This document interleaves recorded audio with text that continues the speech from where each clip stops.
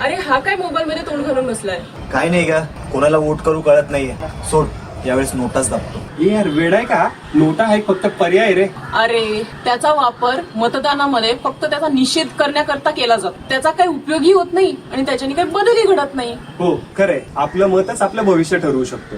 आपण जर योग्य उमेदवाराला मत नाही दिलं तर तो निर्णय आपल्यावरच उलटतो. अरे पण मग नक्की काय करायचं? इथे तर प्रत्येक पक्ष एकसारखा वाटतोय मला. त्या महाराष्ट्राच्या राजकारणाचा चिखल करून ठेवलाय या लोकांनी. हे बघ, पक्ष उमेदवारांची धोरणं आणि कामं पाहायला हवी. आणि आपण जो कोणता उमेदवार निवडू ना, तो आपल्याला कमी नुकसानकारक असायला पाहिजे आणि तो आपलं भविष्य पण जपेल. म्हणजे नोटाऐवजी योग्य पक्षाला मत देणं हेच खरं योगदान आहे का? हो, अगदी बरोबर. विचारपूर्वक मत करणं म्हणजे आपल्या हक्काचा योग्य वापर. महाराष्ट्राचं भविष्य आपल्या हाती आहे. ठरलं तर मग यावेळी मतदान नक्की करायचं, कारण आपलं एक मत हा खूप मोठा फरक घडू शकतं.